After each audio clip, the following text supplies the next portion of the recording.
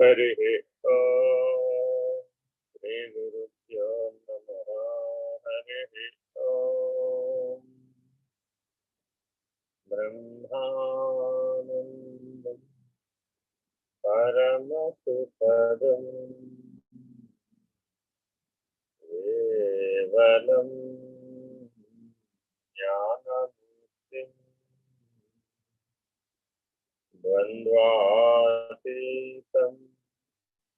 గగన సదృశం స్వమస్యాదిలక్ష్యం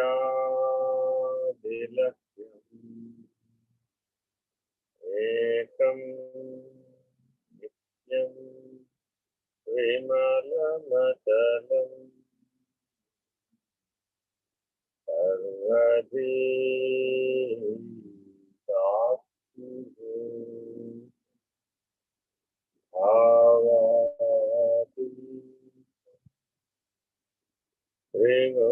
త్రిగుణరహితం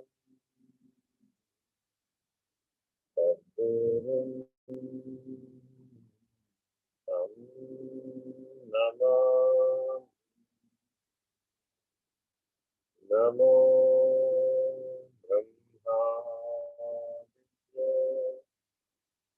బ్రహ్మ విద్యా సంప్రదాయ కర్తృభ్యో వంశఋషిభ్యో మహాభ్యో నమో గురుభ్యః. సర్వోపప్లవరహిత ప్రజ్ఞానఘన ప్రత్యగర్భో బ్రహ్మైవాహమస్మి. అహం పదార్థరహితః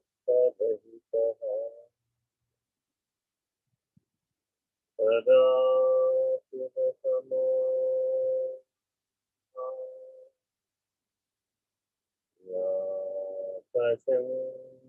శంకరమధ్యమా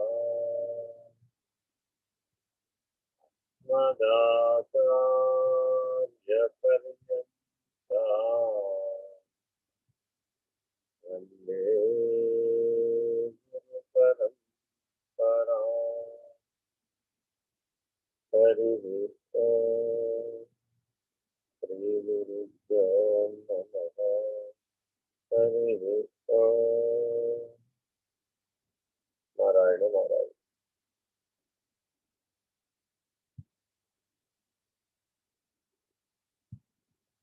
ఉన్నారా బాబు లైన్ లో? సాయిరామ్ గురుగారు. సాయిరామ్ అండి. ఇంకొక 5 minutes ఉందండి. 5:30కి మొదలు పెట్టేయమంటారు. పర్వాలేదు, ఏదైనా ప్రార్థన చేయండి మీరు కూడా.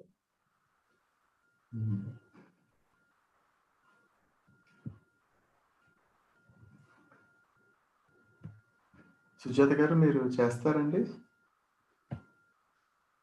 ఆన్లైన్ లో 36 మంది ఉన్నారు. అవునండి. ప్రతిరోజు ఒకసారి కౌంట్ చూస్తే బాగుంటుంది, ఎంతమంది వాడుతున్నారని. రోజు జూమ్ లో అరౌండ్ 65 జాయిన్ అవుతున్నారండి. 65 to 80. అదే మనం 100 కౌంట్ తీసుకుంటే సరిపోయేదేమో. 500 ఇందులో యూట్యూబ్ లో అరౌండ్ 50 to 60 చూస్తున్నారండి. సో టోటల్ 150 అట్లా అవుతుంది. ఏదైనా 100 తీసుకుంటే సరిపోయేది మనం జూమ్ లో. ఓవర్ ఎక్స్పెక్టేషన్ 500 అని తీసుకున్నాం. భవిష్యత్తు మరి ఎలా ఉంటుందో కానీ మళ్ళీ అప్పటికప్పుడు కావాలంటే కుదరదు కదండి.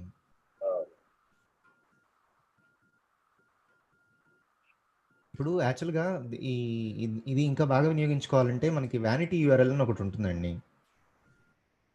ఆ వ్యానిటీ యూఆర్ఎల్ ఇప్పుడు zoom.com/చలాచలబోధ అని కనుక మనం ఒక లింక్ పెట్టేసాం అనుకోండి పబ్లిక్గా, ఆ పబ్లిక్ లింక్లో మీకు 500 కూడా సరిపోదు ఆ టైంకి. మన వ్యానిటీ యూఆర్ఎల్ కనుక మనం ఎస్టాబ్లిష్ చేసుకోగలిగితే దట్ విల్ బి మోర్, అంటే ఇంకా ఎక్కువ మందికి వెళ్ళేందుకు అవకాశం ఏర్పడుతుందండి. వాడు మరి బిజినెస్ అకౌంట్ లో ఉందో లేదో ఉన్నదండి, చూశాను, మనం తీసుకున్న ప్లాన్లో ఉంది. రిక్వెస్ట్ పెట్టండి, లేకపోతే వాడికి ఏముంది. ఓకే అండి. హోస్ట్ ఆయన మనకే ఇచ్చేసారు కదా, అవునండి, ఇచ్చారు. రిక్వెస్ట్ పెట్టండి. అలాగేనండి, ఒకసారి వివేక్తో మాట్లాడి డిస్కస్ చేసి చెప్తాను. యాక్సెప్ట్ చేస్తే అలాగే యూఆర్ఎల్ వచ్చాయి. ఇందులో ఎవరిని మనం తక్కువ చేసింది ఎక్కువ చేసింది ఏం లేదు. అవునండి.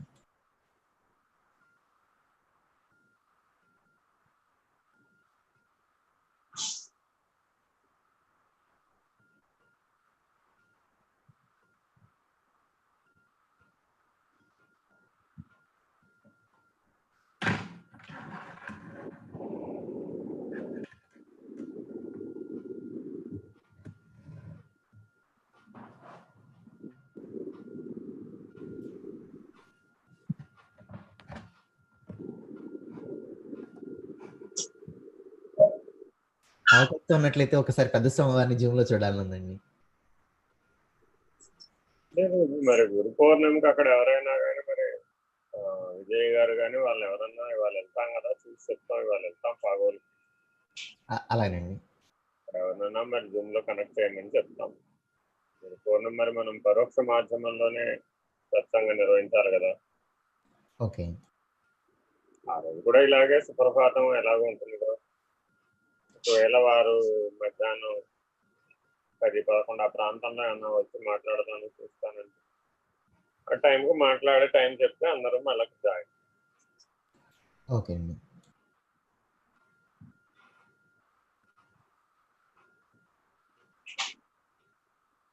మనం ఇప్పుడు జూమ్ విడిగా అకౌంట్ తీసుకుని తర్వాత రేడియో విడిగా స్టార్ట్ చేసాం కదండి. జనరల్గా ఏం చేయొచ్చంటే ఈ జూమ్ని 24/7 లైవ్ చేసేసి ఎక్కడెక్కడ సత్సంగం జరుగుతుంటే ఆ సత్సంగం అప్పటికప్పుడు ఆ జూమ్కి కనెక్ట్ అయ్యేట్టుగా ప్లాన్ చేసుకుంటే ఇది 24/7 ఈ యొక్క సర్వీస్ని ఉపయోగించుకోగలిగి లైవ్ కూడా 24/7 ఉండి ఒకవేళ సత్సంగం జరగని టైంలోనేమో ఆడియోలు ప్లే అవుతూ సత్సంగం జరిగే టైంలో ఆ పర్టికులర్ సత్సంగం అనేటువంటిది లైవ్లో వచ్చేట్టుగా మనం ప్లాన్ చేసుకోగలిగితే ఇది 100% ఎఫిషియెంట్గా ఉపయోగించినట్లు అవుతుందండి. కానీ మనకి జరగటం అయితే జరుగుతున్నాయి, కానీ జూమ్ వాడగలిగే పరిస్థితి ఎవరి దగ్గర లేదు. ఒకళ్ళు డెడికేటివ్గా ఉండాలండి. ఇట్లాగా ఉదయం పూట సాయంత్రం పూట ప్రార్థనలు పెడతారు. మధ్యలో సాయంత్రం ఏదో మధ్యలోనో మధ్యాహ్నం ఇప్పుడు గురుబోధ సత్సంగం ఏదో చేస్తారు. అట్లా ఎవరికి వాళ్ళు ఇప్పుడు వాళ్ళు బెంగళూరు వాళ్ళు సాయంత్రం ఆదివారం సాయంత్రం, శనివారం సాయంత్రం, ఆదివారం సాయంత్రం వీక్లీ సత్సంగం. ఇట్లా అందరూ ఉపయోగించుకోవచ్చు. కానీ ఏంటంటే అక్కడ ఉన్నటువంటి టెక్కీ ఎవరో వాళ్ళు టెక్కీ ఉండాలి దీన్ని వాడాలంటే. మాకు ఇంటర్నెట్ సమస్య వల్ల నేను ఇనిషియేషన్ తీసుకోలేకపోతున్నాను అండి. లేదంటే మొత్తం అందరినీ కూడా కోఆర్డినేట్ చేసి చేయొచ్చు సఫిషియెంట్ ఇంటర్నెట్ ఇదంటే. ఎవరో ఒకరు రింగ్ లీడర్ ఉండాలన్న దీనికి నిర్వహణ. ఆ టైంకి కరెక్ట్ గా ఉన్నటువంటి స్కైప్ మీటింగ్ మన వాళ్ళందరూ స్కైప్ లోనే కదా మాట్లాడుతున్నారు. స్కైప్ మీటింగ్లన్నీ మీరు జూమ్ లో కన్వర్ట్ చేస్తారు. అలా చేయడం వల్ల ఏమవుతుందంటే మనకి బ్యాంక్ యూట్యూబ్లో డైరెక్ట్గా సేవ్ అవుతుంది. రెండోది వచ్చేసి ఇంకా ఫర్దర్గా ఎక్స్పాన్షన్ కూడా జరుగుతుంది. అంటే ఇంకా ఇటువంటి పట్ల ఆసక్తి ఉండే వాళ్ళకి ఎక్కువ చేరుతుంది. రా వీడియోలు డైరెక్ట్ గా వెళ్ళిపోతుంది. ఒక విధంగా అది కూడా మంచిదేనండి. అందరూ కాన్షియస్గా ఉండి అలర్ట్గా ఉంటారు. సో దట్ మనం ఎంతమంది ఉన్నారు కాబట్టి మనం ఎంత జాగ్రత్త మాట్లాడాలని సత్సంగంలో ఇంకొంచెం క్వాలిటీ సబ్జెక్ట్ బయటకు వస్తుంది అనేటువంటి నా అభిప్రాయం. ప్రాపర్ ట్రైనింగ్ ఉండాలి. ఆర్గనైజేషన్స్ కోసమని ఈ వ్యవస్థ ఇది. ఆహా,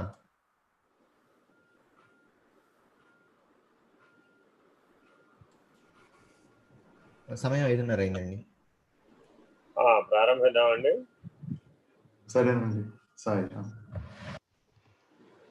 శ్లోకం 8 అండి. కృష్ణానంద మఠం వారిది పుస్తకం నుంచి చదువుతున్నాను. పేజీ 15. సచ్చితాత్మని అనుస్యూతే నిత్యే విష్ణౌ ప్రకల్పితాః వ్యక్తయో వివిధాః సర్వా హాటకే కటకాదివత్. ప్రకల్పతే అనేది ఇందులో చాలా ముఖ్యమైనది అనమాట. క్రియావాచకం. కల్పించబడినట్లుగా అది ఇలాగా కల్పించబడినట్లుగా, ఇది అలాగా కనబడుతున్నట్లుగా, అది ప్రకల్పతే అంటే అర్థం. ప్రకర్షముగా కల్పించబడినది. ఎంతగా అంటే ఇది అది కలిసిపోయినట్లుగా. అది తీసేస్తే ఇది లేదు, బంగారం తీసేస్తే ఆభరణం లేదు, మట్టి తీసేస్తే కొండ లేదు, ముత్యపు చిప్ప తీసేస్తే వెండి లేదు. ఒక్కొక్క ఉపమానానికి మనం జాగ్రత్తగా వేదాంతార్థాన్ని సరిగ్గా తెలుసుకోవాలి, లేకపోతే ఆ వేదాంతార్థాన్ని మనం పట్టుకోలేము. కాటకే కటకాదివత్, ఇది చాలా వేదాంతంలో విరివిగా వాడబడేటటువంటి మృత్కుంభయోర్వాంబరే, అది ఉపమానం. మట్టితో తయారు చేసిన కొండ. ఇలా ఏది చెప్పినప్పటికీ ఇవన్నీ కూడా కారణ వస్తువు, కార్యం. కారణాద్భిన్నత్ జగత్, కారణము బ్రహ్మము, కార్యము జగత్. ఈ సత్యాన్ని తెలుసుకోవాలి. అయినంత మాత్రాన కారణం యొక్క స్థితి మారిపోదు. కార్యమనే జగత్తు రావడం వలన కారణమనే బ్రహ్మం యొక్క స్థితి మారలేదు. అది యథాతథంగానే ఉంది. మనం నిన్న కారణ స్థితిని గురించి కూడా మాట్లాడుకున్నాం. ఉపాధి కారణమని, ఉపాదాన కారణమని, నిమిత్త కారణమని, సర్వకారణమని.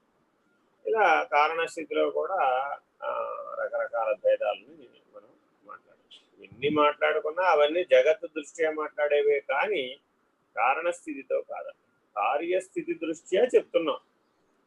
ఇది దానికి ఉపాదాన కారణం, ఇది దానికి నిమిత్త కారణం, ఇది దానికి సర్వకారణం, ఇలా చెప్తున్నాం. కానీ అవన్నీ దేని దృష్ట్యా చెప్పబడ్డాయి అంటే జగత్తు దృష్ట్యానే చెప్పబడ్డాయి. ఎట్లా అంటే ఒక పురుషుడు పిల్లవాడుగాను తానే ఉన్నాడు, తండ్రిగాను తానే ఉన్నాడు, తాతగాను తానే ఉన్నాడు, ముత్తాతగా కూడా తానే ఉన్నాడు, భర్తగా కూడా తానే ఉన్నాడు. ఇలా రకరకాలైన పాత్రలు తన జీవితంలో కార్యక్రమంలో భాగంగా ధరించినప్పటికీ దీనికి కారణ వస్తువు అయినటువంటి మనిషి ఎట్లా మారడం లేదు, ఇదో ఉపమానం. రెండో పద్ధతి, కారణము కార్యం మారటం లేదని చెప్పడానికి మనకి కార్యములు ఎన్ని అంటే జాగ్రత్త స్వప్న సుషుప్తులు అనేవి కార్యములు. కారణం అనేది నేను. కారణమనే నేను జాగ్రత్తావస్థలో విశ్వడుగా ప్రవర్తిస్తాను, స్వప్నావస్థలో తైజసుడు అనేటటువంటి పాత్రతో వ్యవహరిస్తాను, సుషుప్త్యావస్థలో ప్రాంగుడు అనే పాత్రతో వ్యవహరిస్తాను. పాత్రలు వేరైనయే కానీ నేను వేరు కాదు, వ్యవహారములు వేరైనయే కానీ నేను వేరు కాదు. నేననే కారణ వస్తువు మూడు నాటకములలో ఒకలాగానే ఉంది. ఆయా కార్య జగత్తుతో ఎవరెవరైతే తాదాత్మ్యత పొందారో, జాగ్రత్తావస్థలో జరిగే వ్యవహారంతో కానీ, స్వప్నావస్థలో జరిగే వ్యవహారంతో కానీ, సుషుప్త్యావస్థలో జరిగే వ్యవహారంతో కానీ ఎవరైతే కార్యముతో తాదాత్మ్యత చెందాడో వాడు జీవుడు. ఇది గుర్తుపెట్టుకోవాలండి, అండర్లైన్ 10 times. ఎవరెవరైతే వారు వారు చేసే పనులతో నేనే కర్తను, నేనే వ్యవహరిస్తున్నాను, నేను చెయ్యకపోతే ఈ పని జరగదు, ఈ రకంగా కార్యములో గనక ఎప్పుడెప్పుడైతే మనం సంగత్వాన్ని పొందుతామో అప్పుడు ఆ కార్యము సూక్ష్మమైనటువంటి విత్తనముల రూపంలో చిత్తంలో చోటు సంపాదిస్తుంది. ఇది చిత్తంలో వాసనామయ బీజాలు తయారయ్యే పద్ధతి, కర్మ బీజాలు అంటారు. ఈ కర్మ బీజాలుకి కారణం ఏమిటంటే ఈ మూడు భావనలు. భావనాత్మక ప్రపంచంలో నేనే కర్తను, నేనే చేయాలి పని, నేను చేయకపోతే ఈ పని ఎప్పటికీ జరగదు అనేటటువంటి సంగత్వ దోషం, కర్తృత్వ భోక్తృత్వ దోషాలతో వ్యవహారంలో కలిసిపోవాలి, కార్యంలో కలిసిపోవాలి. ఇలా కలిసిపోయింది కాసేపే అయినప్పటికీ ఆ సాంగత్యం, ఆ సంగత్వం, ఈ రెండింటి వలన ఆ కర్మ బీజాలు చిత్త ప్రవృత్తులలో పడిపోతాయి. ఇంకా అతను ఎప్పటికీ ఆ చిత్తవృత్తి మేలుకొన్నప్పుడల్లా ప్రవృత్తిగానే బయటకు వస్తాడు తప్ప నివృత్తిగా అతను ఉండలేడు.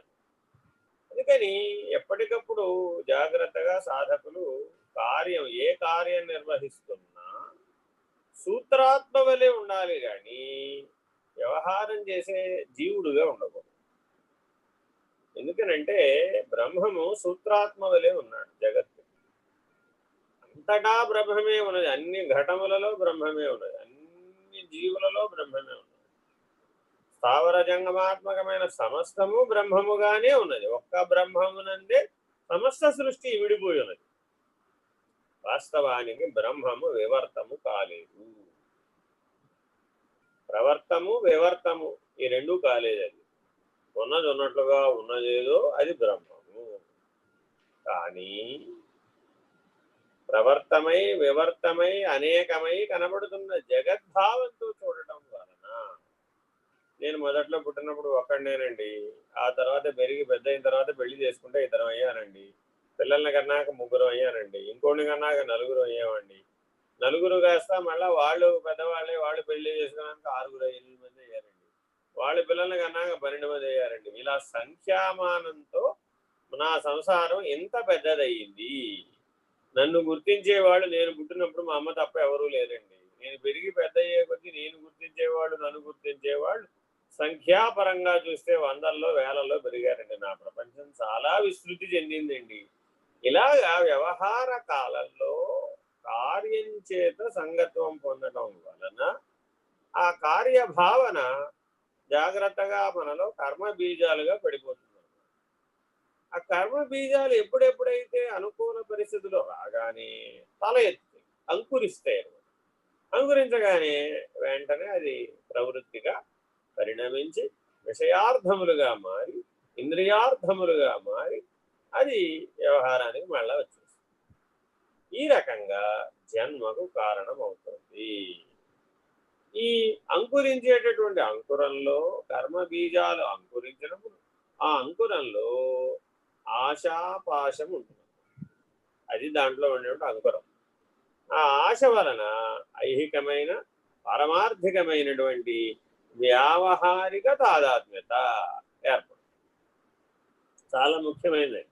ఈ ప్రపంచంలో ఎలా ఉంటుందంటే మీరు దేన్నైనా దేంట్లో అయినా భావన చేయవచ్చు. ఇది ఇలాగే భావన చేయాలి అని మన సనాతన ధర్మం భావనామయ ప్రపంచానికి నియమాలు పరిమితులు పెట్టలేదు. మీరు ఒక చిన్న పసుపు ముద్ద పెట్టి దీనినే గణపతి అనుకోవచ్చు. దానికి ఒక కుంకుమ అలంకారం చేసి ఇది గణపతి అన్నాం అనుకోండి, అది గణపతి. దాని కుంకుమ అలంకారం చేసి ఇది అమ్మవారు అన్నాం అనుకోండి, అది అమ్మవారే. కాకపోలే అలాగే నీవు ఈ ఒక రాయితోనో మరొకటో ఒక ప్రతీకాత్మకమైనటువంటి బోధ, దీనికి ప్రతీకాత్మకమైన బోధ అంటారు. చిన్నపిల్లవాడికి ఏనుగు బొమ్మించి ఏనుగు గురించి ఎట్లా తెలియజెప్పాలనుకుంటున్నామో, పుస్తకాల్లో బొమ్మలు చూపెట్టి ప్రపంచం గురించి ఎట్లా తెలియజెప్పాలనుకుంటున్నామో, వాడి బుద్ధి వికాసానికి ఇతరత్ర ఉపకరణములు ఉపయోగించి ఎట్లా తెలియజెప్పాలనుకుంటున్నామో జాగ్రత్తగా గమనిస్తే మనం విద్యాభ్యాసం చేసే కాలంలో ఎలా ఉంటుంది? ముందంతా బోధిస్తారు, చివరికి పరీక్షలు పెడతారు. అతను స్కూల్లోంచి బయటకు వచ్చేసాడు, నిజ జీవితంలోకి వచ్చేసాడు. నిజ జీవితంలోకి వచ్చిన తర్వాత పాఠాలు చెప్పి పరీక్షలు ఎవరు పెట్టరు. పరీక్షలు పెడితేనే పాఠాలు వస్తాయి. కాబట్టి స్కూల్లో పాఠాలు నేర్చుకునేటప్పుడేమో మనిషి అలా ఉన్నాడు, నిజ జీవితంలో ఎదిగేటప్పుడు పరీక్షల ద్వారానే మనిషి పాఠాలు నేర్చుకుంటాడు. మరి ఎక్కడైనా సరే ఏ కర్మ బీజానికైనా సరే నేననేటువంటి అహంకారం, ఈ రెండు ఆధార భూమికలుగా ఉన్నాయి. ఎవరైతే ఈ అహము బ్రహ్మం అని తెలుసుకోవాలి, అది సర్వవ్యాపక బ్రహ్మము, సర్వసాక్షిత్వ బ్రహ్మము, సర్వాధార బ్రహ్మం, సర్వకారణ బ్రహ్మం, సర్వసాక్షి బ్రహ్మం. ఈ రీతిగా సత్యము, మోక్షము, జ్ఞానము, ఆనందము అనే 5 లక్షణాలతో బ్రహ్మము సర్వత్రా ఉన్నది, సర్వసాక్షిగా కూడా ఉన్నది ఏకకాలంలో. అటువంటి బ్రహ్మమునే సదా ఎవరైతే గుర్తిస్తారో వారు బ్రహ్మనిష్ఠులు. ఎవరైతే వారి నాటకానికి తగినటువంటి, వారి పాత్రకు తగినటువంటి, వ్యవహార కాలంలో ఉన్నటువంటి తత్కాలవత్ వ్యవహారమైనటువంటి దాంట్లో సంగతం చెందుతారో వారు జీవులు. ఈ స్పష్టమైనటువంటి నిర్ణయాన్ని మనం జీవునికి, బ్రహ్మమునకు గుర్తించాలి.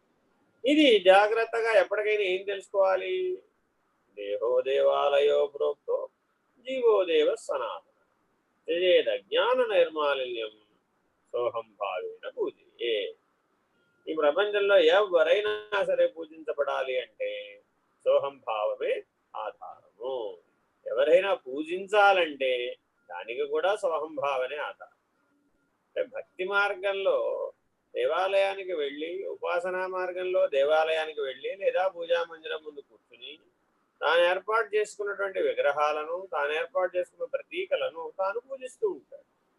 ఆయా యంత్రతంత్ర మంత్రములందు, ఆయా దారు మృత్తిక శిల్పములందు, పటములందు, వస్తువులందు, మేరువులందు, లింగములందు, వీటన్నింటి యందు ప్రతిఫలనం, ప్రతిస్పందనం ఉండేటటువంటి లక్షణం ఉంటుంది. నీవు చేసినటువంటి శబ్దాన్వితమైనటువంటి, మంత్రాన్వితమైనటువంటి ఒక సంపుటి, ఒక శక్తి తిరిగి మళ్ళా నీకే వస్తుంది. అది తిరిగి ఇచ్చేటప్పుడు ఆయా పదార్థాలకు వాటి వాటి స్వభావాలు చాలా ఉంటాయి. అందుకని ఈ భూమండలంలో కొన్ని పదార్థాలను గుర్తించారు. స్ఫటికాలని, పుష్యరాగాలని, వజ్రాలని, మేరువులని, ఇలా రకరకాలైనటువంటి లింగములని, సాలగ్రామములని, ఇలా ప్రపంచంలో చాలా పదార్థాలు ఉన్నాయన్నమాట. ఇవేమిటంటే మానవుని యొక్క హృదయం ఎట్లా స్పందిస్తుందో అలా అవి కూడా స్పందిస్తాయి. వాటిలో జీవ చైతన్యం పనిచేస్తూ, అవి అవడానికి మామూలుగా జడ పదార్థాలే అయినప్పటికీ వాటిలో చైతన్య శక్తి మేల్కొనుతున్నది. ఈ సత్యాన్ని మానవులు పరిశోధన ద్వారా కనుక్కుని వాటిని ప్రతీకాత్మకమైనటువంటి ఉపాసనకు వాడాము. ఎప్పుడైతే వాడామో మనలో ఉన్నటువంటి శక్తి క్షేత్రము మనకే అనుభూతం అవుతుంది. తద్వారా మనం స్థూలాన్ని అధిగమిస్తాం. స్థూలాన్ని అధిగమిస్తేనే కదా సూక్ష్మ ప్రపంచం యొక్క అనుభవం తెలిసేది. జాగ్రత్తావస్థలో సూక్ష్మ ప్రపంచం యొక్క అనుభవం తెలుసుకున్నాం. సరే, అది కూడా ఓ నాటకం, అది కూడా ఓ వ్యవహారమే, అది కూడా స్వప్నవత్తే. ఇలా జాగ్రత్తగా త్రిపుటిని బాగా పరిశీలించాలన్నమాట. అవస్థాత్రయం, శరీరత్రయం, దేహత్రయం, రుణత్రయం, తాపత్రయం, ఇలా త్రయములుగా చెప్తే ఎన్నో త్రయములు ఉన్నాయి. దీనికి త్రివృత్కరణం అని పేరు. సృష్టి మొత్తాన్ని కూడా మూడు మూడుగా విభజించి ఇచ్చారన్నమాట. ప్రతి వారికి సాధకుడైన వాడికి ఉండవలసింది ఏంటంటే శ్రద్ధాత్రయం, సాక్షి సాధన. ఈ సాక్షి సాధనమైన మాత్రమే నిలబడేటటువంటి మార్గం జ్ఞాన మార్గం. ఇక్కడ కూడా అనేక రకాలైన కర్మ మార్గాన్ని, భక్తి మార్గాన్ని, యోగ మార్గాన్ని సమన్వయం చేసుకుని మనం జ్ఞాన మార్గంలో ముందుకు వెళ్తూ ఉంటాం, పరిణామాన్ని పొందుతూ ఉంటాం. కానీ ఇక్కడ ప్రధాన వస్తువు బ్రహ్మం. కారణాత్ భిన్న జగత్ అనేది ఒక సూచన, ఒక సూత్రం. కారణము కంటే కార్యము భిన్నముగానున్నది అని అనుకోవడమే జీవుడు. భిన్నముగా లేదు, ఉన్నది బ్రహ్మమే అనే నిర్ణయంతో ఉండటం బ్రాహ్మీభూత స్థితి, బ్రహ్మనిష్ట. చదవండి. నామరూప క్రియాగుణములు దేశకాల వస్తు వ్యక్తి రూపములన్నీ వివిధములైన వ్యక్త రూపములు. ఆగక్కడికి మళ్ళా జీవుడికి ఏం చెప్పారు? నామ రూప క్రియా గుణములు. నామ రూప క్రియా గుణములు, దేశము కాలం. ఈ 6 లక్షణాల చేత ప్రభావితమయ్యేవాడెవడో వాడు జీవుడు. నీ చేతిలో ఒక వస్తువు పెట్టారు. ఆ వస్తువు ఏమిటని మొట్టమొదటి ఏం చేసావు? రూపాన్ని గుర్తించావు. దాని పేరు ఏమిటో తెలుసుకున్నావు, దాని ప్రయోజనం ఏమిటో తెలుసుకున్నావు, దాని గుణం ఏమిటో తెలుసుకున్నావు. ఇది ఏ దేశంలో లభిస్తుందో తెలుసుకున్నావు, ఏ కాలంలో లభిస్తుందో తెలుసుకున్నావు. ఒక వస్తువుకి 6 లక్షణాలు ఉన్నాయి. ఈ శరీరం కూడా ఒక వస్తువే. దానికి ఒక నామం ఉంది, దానికి ఒక రూపం ఉంది, దానికి ఒక క్రియ ఉంది, దానికి ఒక గుణం ఉంది, దానికి ఒక దేశం ఉంది, దానికి ఒక కాలం ఉంది. అలాగే పిండాండానికి ఎలా ఉన్నాయో బ్రహ్మాండానికి కూడా అలాగే ఉన్నాయి. నామం ఉంది, రూపం ఉంది, క్రియ ఉంది, గుణం ఉంది, దేశం ఉంది, కాలం ఉంది. కానీ సర్వగతమైన బ్రహ్మము, సర్వకారణమైన బ్రహ్మము, సర్వసాక్షి అయిన బ్రహ్మము ఈ 6 లక్షణములకు అతీతముగా. అక్కడ నామరహితం, రూపరహితం, రహితమనాలా అతీతమనాలా అనేది సాధకులకు వచ్చేటటువంటి, జ్ఞాన మార్గ సాధకులకు మాత్రమే వచ్చేటటువంటి ప్రశ్న. అతీతమా రహితమా అంటే జ్ఞాన మార్గంలో కేవల జ్ఞాన పద్ధతి అని ఒకటి, కైవల్యాన్ని నిర్ణయం చేసేది అక్కడ రహిత మార్గం. అలా కాకుండా ముందు జ్ఞానం అసలు తెలియాలిగా, జ్ఞానమే తెలియకుండా కైవల్య మార్గంలోకి వెళ్ళలేదు, కేవల జ్ఞానాన్ని పొందలేదు.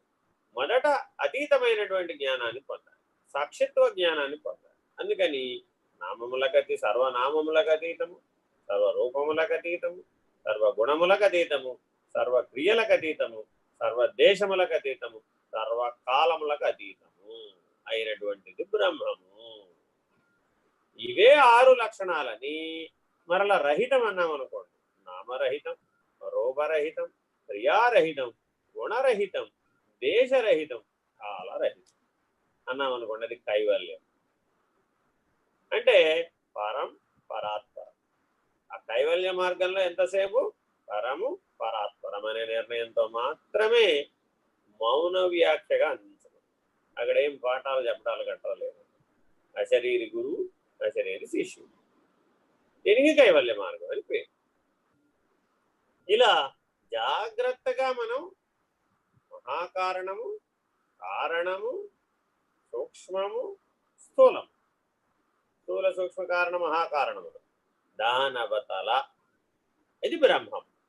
ఇలా జాగ్రత్తగా బ్రహ్మము యొక్క స్థితిని గుర్తుపట్టి తాను బ్రహ్మమే అయి ఉన్నానన్న నిర్ణయముతో ఊరకుండు వాడెవడు, వాడు జ్ఞాని. చదవండి. ఇవన్నీ సత్ చైతన్య ప్రకాశ జ్ఞాన ఆనంద లక్షణములలో గుర్చబడినాయి, ఇమిడిపోయినాయి. దేన్ని మాట్లాడిన ఒక సత్ అన్నటువంటి లక్షణాన్ని తీసుకుంటే ఈ 6 లక్షణాలు అందులో ఉన్నాయి.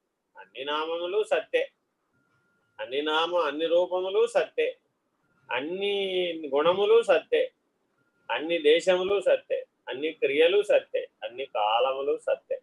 సత్తు అవిభాజ్యం, అపరిచ్ఛిన్నం. మిగిలినవన్నీ పరిచ్ఛిన్నం. పరిచ్ఛిన్నంగా అనేకంగా కనపడుతున్నది అంతా ఒకే సత్తులో అంశీభూతములై ఉన్నాయి. అంతేగాని సత్తు పరిచ్ఛిన్నమని నిర్వచించరాదు. ఇది బాగా గుర్తుపెట్టుకోవాలి. చాలా మంది నిర్ణయం ఏం చేస్తున్నారంటే, ఆ దేవుడే ఈ జీవుడయ్యాడయ్యా అంటే, ఆ దేవుడే ఇన్ని 84 లక్షల జీవరాశులు అనేకం అయిపోయాడు, దేవుడే అనేకంగా ఉంటే నేను అనేకంగా లేకపోవడం ఏంటంటే, ఇది విపరీత భావన. వేదాంతంలో పరిహరించవలసినటువంటి లక్షణం ఏమిటంటే, విపరీత భావనని, అనేకత్వ భావనని పరిహరించాలి. ఏకత్వానికే రాకుండా అతీతానికి చేరలేడు, అతీతానికి రాకుండా రహితానికి చేరలేడు. చదవండి. అంటే ఉనికి చైతన్యం, ఉనికి ప్రకాశం, ఉనికి జ్ఞానం, ఉనికి ఆనందం అన్న లక్షణములలో దారంలో గుచ్చిన పూసల వలె గుచ్చబడ్డాయి. ఉనికి అన్నది సత్తు.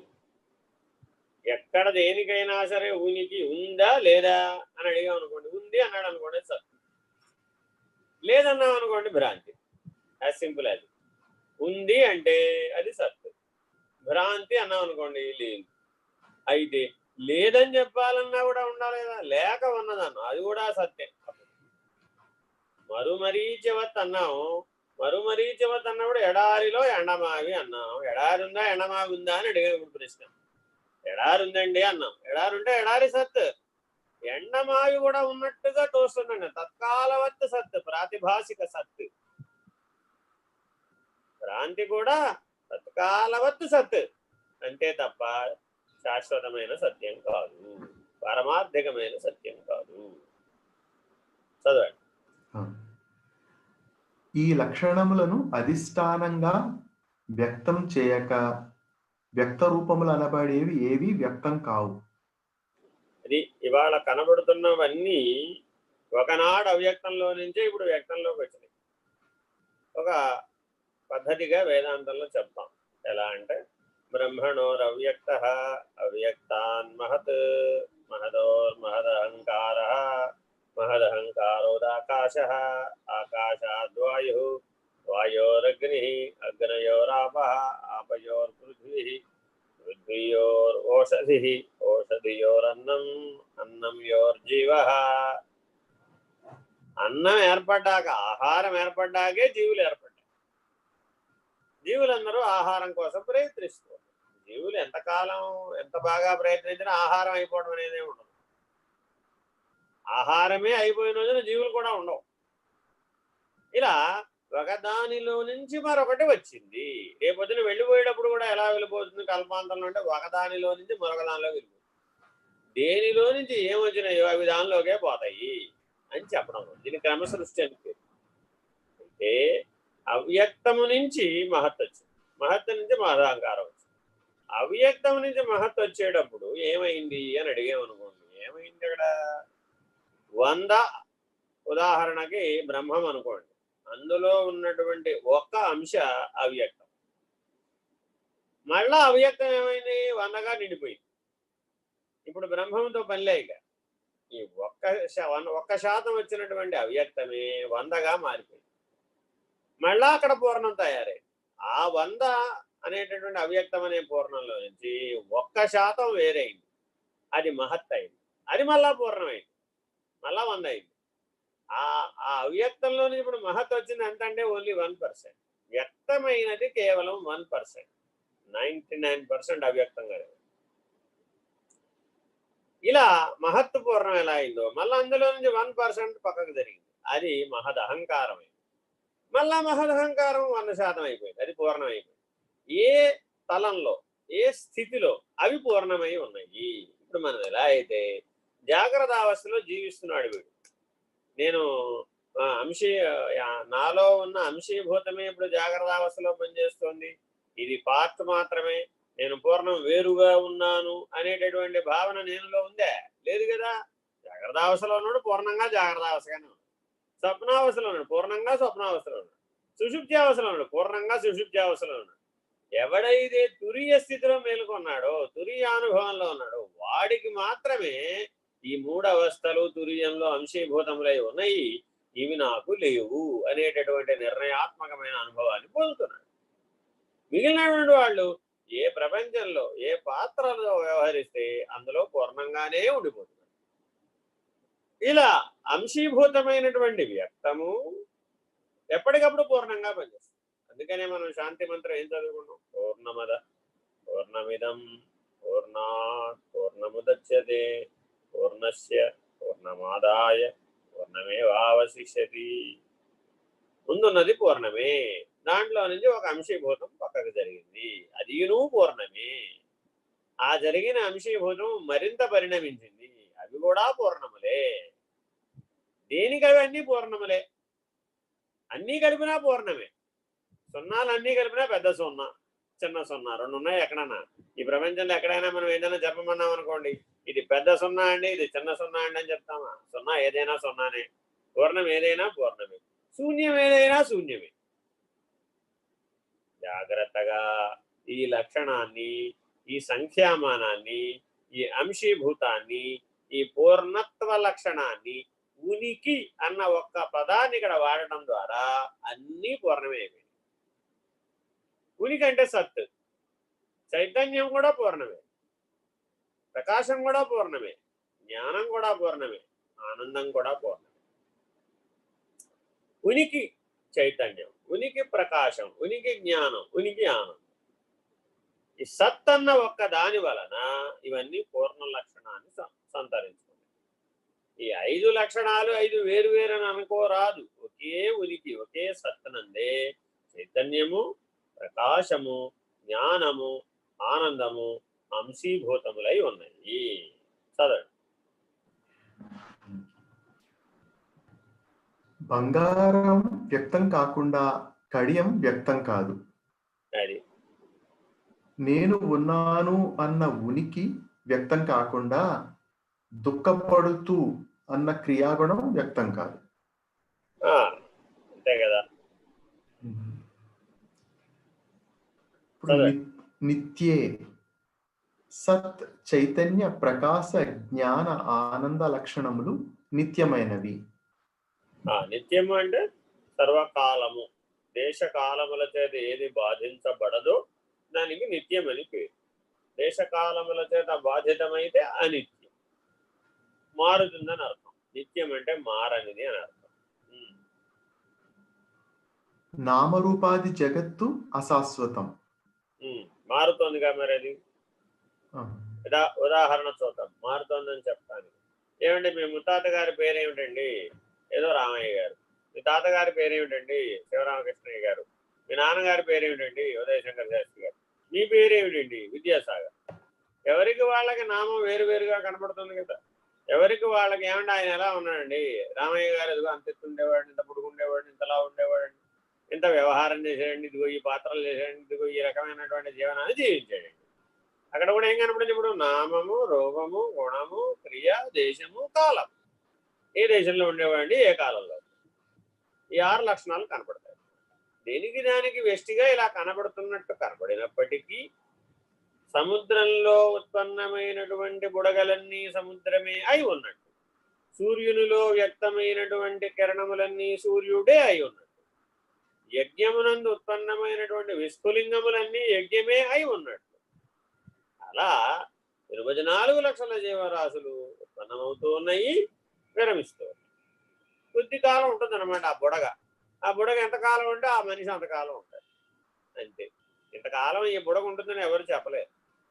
అలాగే సూర్యకిరణం సూర్యుడి నుంచి భూమికి చేరడానికి 8 నిమిషాలు పట్టింది. అంటే ఇప్పుడు మనం చూస్తున్న కాంతి 8 నిమిషముల క్రితం కాంతి. అది వర్తమానంలో అది కాదు. నిజంగా ఇప్పుడు నేను చూస్తున్నది ఇప్పటిదే అని చెప్పుకోవడానికి ఏదీ లేదు ఈ సృష్టిలో. అంతా అవ్యక్తంలో నుంచి వ్యక్తమైందే. అక్కడ ఆల్రెడీ అవ్యక్త స్థితిలో భూతకాలం, ఇక్కడ మహత్తులో వర్తమాన కాలం. మహత్తులో భూతకాలం, మహదహంకారంలో వర్తమాన కాలం, మహదహంకారంలో భూతకాలం, ఆకాశం దగ్గరకు వచ్చేప్పటికి వర్తమాన కాలం. అలా చిట్ట చివర ఉన్నటువంటి జీవుడు దాకా వచ్చేసేటప్పటికి జీవుడి వాళ్ళ తినాల్సిన ఆహారం సూక్ష్మములో ముందే తయారైపోయింది భూతకాలం. స్థూలంలో జరిగేదంతా సూక్ష్మంలో భూతకాలం, సూక్ష్మంలో జరిగేదంతా కారణంలో భూతకాలం, కారణంలో జరిగేదంతా మహాకారణంలో భూతకాలం, మహాకారణంలో జరిగేదంతా అవ్యక్తంలో భూతకాలం. అదంతా బ్రహ్మమునందు అసలు ఏ గొడవ లేదు. ఈ గొడవలు ఏవి లేవు. అక్కడ ఏమి లేవంటే ఈ 6 లక్షణాలు లేవు. నామము లేదు, రూపము లేదు, క్రియ లేదు, దేశం లేదు, గుణం లేదు, కాలం లేదు, ఏవి లేవు. ఈ 6 లక్షణాలు. నిజానికి మాట్లాడితే ఈ పరిణామంలో చూస్తున్నటువంటి ఇన్ని పూర్ణములు ఎన్నైతే ఉన్నాయో, ఇన్ని వ్యక్తములు ఎన్నైతే ఉన్నాయో, ఇన్ని కూడా ఆ సత్ అనే బ్రహ్మమునందు ఒక విస్ఫులింగం మాత్రమే, ఒక అణువు మాత్రమే. ఇలా అనంత విశ్వాన్ని కూడా లెక్క చెప్పాం. అనేక కోటి బ్రహ్మాండములు ఒక యజ్ఞంలో నుంచి నిప్పు రవ్వలు లేచినట్టుగా లేస్తారు, మరలా పడిపోతుంది. ఎక్కడి నుంచి వచ్చాయో అక్కడే పడిపోతుంది, అక్కడే పుడుతున్నాయి, అక్కడే పోతున్నాయి. కొన్ని దూరంగా విసిరివేయబడుతుంది, మళ్ళా దగ్గరికి లాగబడుతుంది. ఇది అనంత విశ్వంలో జరుగుతున్నటువంటి ఉత్పత్తి లయాలు. అక్కడ కూడా ఇదే. అది పూర్ణమే, ఇది పూర్ణమే, అది శూన్యమే, ఇది శూన్యమే. అనంతంగా ఉన్నటువంటి పరబాహ్యంలో ఒక్కనొక బిందువు విశ్వం. విశ్వమంతా ఒక బిందువే. అందుకని అమ్మవారిని మనం బిందు మండల రూపిణి అంటాం. ఆ బిందు మండలంలో నుంచే సూర్యమండలం, అగ్నిమండలం, చంద్రమండలం ఉత్పన్నమైనది. మండలత్రయములు ఉత్పన్నమైనాక జీవసృష్టి, పంచభూతాత్మకమైన సృష్టి. పంచభూతాత్మక సృష్టి తర్వాత స్థావర జంగమాత్మక సృష్టి, దాని తర్వాత జీవ సృష్టి, దాని తర్వాత మానవ సృష్టి, మనిషి తయారు చేసిన యంత్రాలు, యాంత్రిక సూక్ష్మం. ఇప్పుడు ఇక్కడ ఉన్నాం మనం. ఇక్కడి నుంచి ఇప్పుడు ఎక్కడ దాకా వెళ్ళాలి? నిత్యం, సత్యం అన్నటువంటి నిర్ణయాత్మకమైన స్థితి వరకు వెనక్కి వెళ్ళాలి నివృత్తి మార్గంలో. ఈ నివృత్తి మార్గంలో వెనక్కు వెళ్ళేటటువంటి ఆత్మ విచారణకే అంతర్ముఖం అని పేరు. తన స్వస్థానమును, స్వీయ జ్ఞానమును తన మూలమును తాను గుర్తెరుగుటకు అంతర్ముఖమని పేరు. బహిర్వ్యాపార వృత్తి యందు ఏమండి, ఇది స్ఫటికలింగం అండి, ఇది చాలా విలువైందండి. ఇది పుష్యరాగ మణి అండి, ఇది చాలా విలువైందండి. ఇది వజ్రం అండి, ఇది చాలా విలువైందండి. ఇది మట్టి అండి, ఇది అన్నింటికీ ఆధారం అండి, ఆ మట్టిలోనే అవన్నీ లభిస్తాయండి. ఇది సూర్యుడు అండి, ఈ సూర్యుడి వలననే ఈ నవగ్రహాలతో కూడిన బ్రహ్మాండం తిరుగుతుందండి. ఇదిగో ఇది అనంత విశ్వం అండి. ఈ అనంత విశ్వంలో అనేక కోటి బ్రహ్మాండములు బుడగల వలె ఉత్పన్నమవుతున్నాయి, పోతున్నాయి. ఇలా పిండాండం దగ్గర నుంచి అనంత విశ్వం దాకా ఏది చూసినా సత్య వస్తువు మారటం లేదు, నిత్య వస్తువు మారటం లేదు. స్థితి నిజానికి వస్తువు కాదు, అది సత్ అనున్నది స్థితి, ఉనికి అనున్నది స్థితి మాత్రమే. ఏ వ్యవహారం లేదు. ఆ వ్యవహారములందు ఉనికి అవ్యవహారిగా ఉన్నది, మారటం లేదు, కదలడం లేదు, మాట్లాడటం లేదు, స్పందించడం లేదు, పరిణమించలేదు. తానుగా ఉన్నది, తానుగా లేక ఉన్నది. తానుగా ఉన్నదంటే అతీతం, తాను లేక ఉన్నదంటే రహితం. ఇంతే తేడా. చదవండి. నామరూపాదులు క్షీణించి నశిస్తాయి. అధిష్టానమైన బ్రహ్మ లక్షణములు అంటే సత్, చైతన్య, ప్రకాశ, జ్ఞాన, ఆనందములు క్షీణించవు, నశించేవి కాదు, మార్పులు కూడా చెందవు. విష్ణువు నామరూపాది జగత్తునందంతటా సత్, చైతన్య, ప్రకాశ, జ్ఞాన, ఆనంద లక్షణములు అధిష్టానంగా ఆధారంగా వ్యాపించి ఉన్నాయి. ఉదాహరణ చూద్దామా? వ్యాపించి ఉన్నాయంటానికి మన బయట పంచభూతాలు కనబడతాయి. ఆకాశం, వాయువు, అగ్ని, జలము, పృథ్వీ. ఈ 5 ఆధారంగానే మనం జీవిస్తున్నాం. ఈ 5 భూతముల యొక్క లక్షణముల చేతనే పంచేంద్రియాలు ఏర్పడ్డాయి, పంచ విషయాలు ఏర్పడ్డాయి, 5 5 25 ఏర్పడ్డాయి. పంచభూతాలు లేకపోతే 5 5 25 పనిచేయడం లేదు. మరి అంతకంటే ముందున్నది, ఈ పంచభూతముల కంటే ముందున్నది ఏదో అది బ్రహ్మం, అది ఆత్మ. కానీ పంచభూతాత్మకమైన దేహం వచ్చినందువల్ల ఆ పంచభూతాల కంటే ముందున్నటువంటి ఆత్మ బ్రహ్మము 5 5 25గా అనేకమైంది అన్నాం అనుకోండి, అది తప్పు, అది అవలేదు. అది ఎప్పుడు అలాగే ఉంది. ఇలా కనబడుతున్నప్పటికీ అది అలాగే ఉంది. వీటన్నింటికి ఉనికి అన్నది బ్రహ్మమే అయి ఉన్నది. ఈ 5 5 25గా ఉన్నటువంటి పంచభౌతికమైన దేహం మరలా ఎక్కడ పోయింది? ఇక్కడే పుట్టింది, పంచభూతాలలోనే పుట్టింది, పంచభూతాలతోనే వ్యవహరించింది, మనహ పంచభూతాలలోనే పోయింది. ఏమైనప్పుడు మరి అంటే ఎక్కడ పుట్టిందో అక్కడికే పోయింది. మరి అందులో ఉన్నటువంటి చైతన్య లక్షణం, సత్ లక్షణం, ప్రకాశ లక్షణం ఏమైనా మారిపోయా? ఎక్కడికైనా వేరే దగ్గరికి పోయా? పోలేదు కదా. అవి తమ తమ యథాతథ స్థితులలోకి కనుక అవి చేరిపోయినట్లయితే పునః అవి సమీకరించబడటానికి కావలసినటువంటి బలం లేకపోయింది. ఇది గుర్తుపెట్టుకోవాలి. ఇది ఎందుకు చెప్తున్నానంటే ఈ సిద్ధాంతం యొక్క లక్ష్యం చాలా దూరం ఉన్నది. ఈ మాటలు ఇక్కడ మాట్లాడుతున్నాడంటే చాలా దూరంగా లోతైన విచారణను ఇక్కడ ప్రతిపాదిస్తున్నాడు. నీవు భ్రాంతిలో నుంచి బయటకు రావాలి, ప్రతీకాత్మకంలో నుంచి బయటకు రావాలి, బొమ్మలాటలోంచి బయటకు రావాలి, పిల్లల ఆటలోంచి బయటకు రావాలి అని చెప్తున్నాడు. చదవండి. నామరూపాది జగత్తు ఉన్నదంటే సత్, చైతన్య, ప్రకాశ, జ్ఞాన, ఆనంద లక్షణములు పొంది ఉన్నది అన్నది బోధ. జగత్తు లేదని తెలిస్తే ఉన్నది అద్వయమైన బ్రహ్మ లక్షణములే. అది లేదంటే అర్థం ఏమిటి? అక్కడ ప్రభావితం లేదు. మీ ఇంట్లో చాలా వస్తువులు ఉన్నాయి, ఆ వస్తువులన్నీ నీ మెదడులో కూడా ఉన్నాయి, నీ అంతరంగంలో కూడా ఉన్నాయి. ఆ వస్తువు ఎక్కడ ఉందో అది ఇక్కడ కూర్చొని చెప్పగలుగుతావు. ఇప్పుడు ఇక్కడుందా ఆ వస్తువు అంటే ఇక్కడ లేదు, నీ కళ్ళ ముందు లేదు, కానీ నీ జ్ఞానంలో ఉంది. ఇప్పుడు ఆ జ్ఞానం చేత నువ్వు ప్రభావితం అవుతున్నావు.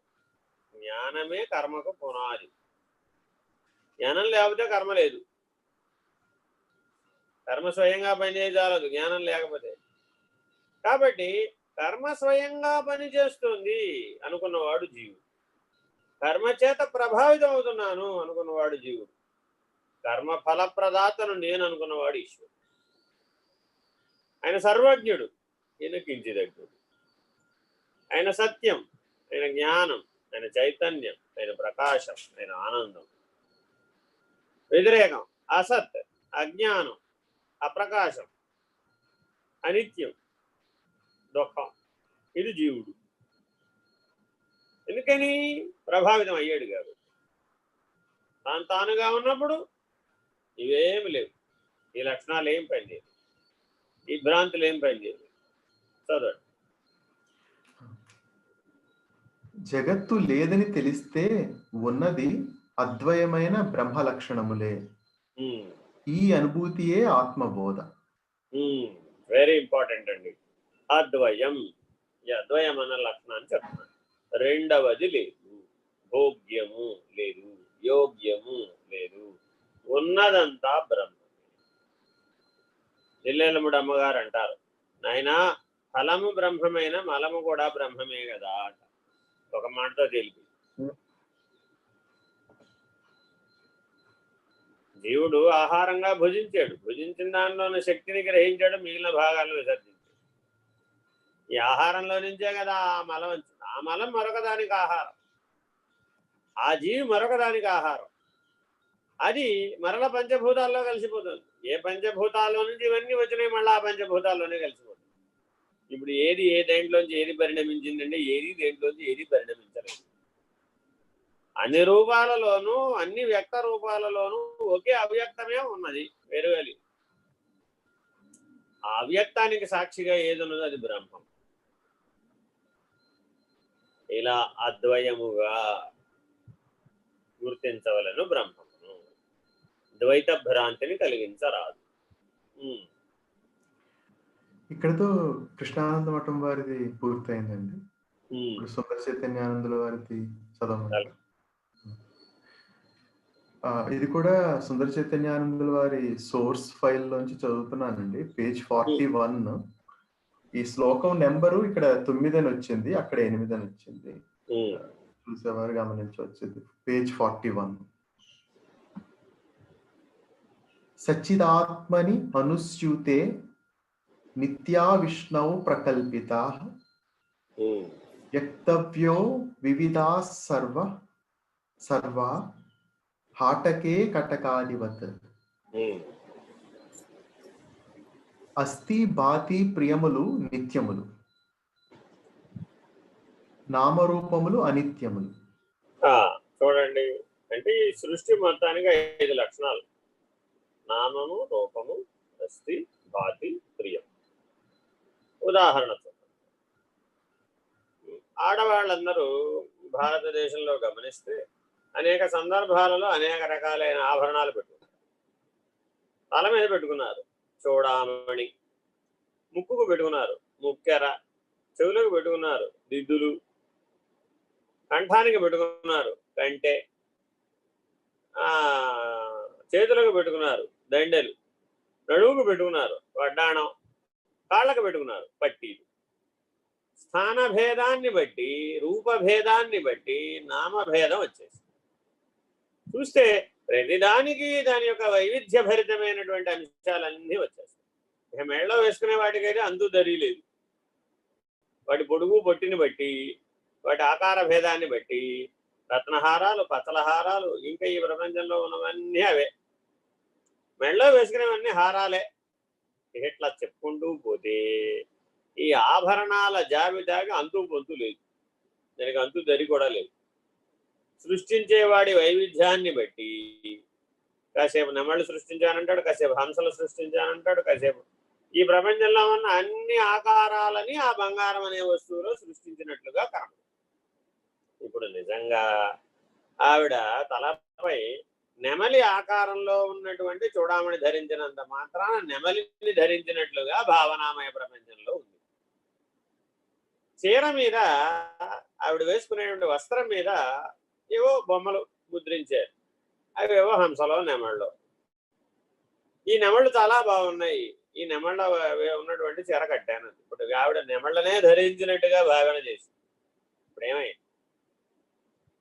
పిల్లవాడు చిన్నప్పుడు ఆట బొమ్మలు ఆడినప్పుడు ఆ బొమ్మల ప్రపంచమే తన ప్రపంచం అనుకుంటాడు, వేరే ప్రపంచం లేదు. వాడు అసలు ప్రపంచంలో ఎవడైనా ఉన్నాడనే వస్తువు ఉనికి జ్ఞానం కూడా వాడికి లేదు.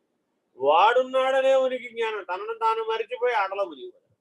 పిల్లవాడికి తల్లి ఆకలిని గుర్తు చేస్తుంది, రే ఆకలేస్తుందిరా నీకు, రారా నాయనా అన్నం పెడతాను. మరి పిల్లవాడికి ఆకలేస్తుంది తల్లికి స్ఫురించింది, కానీ ఆడుకుంటున్న పిల్లవాడికి స్ఫురించింది. చూడండి, మరి జ్ఞానం అంటే అర్థం అది.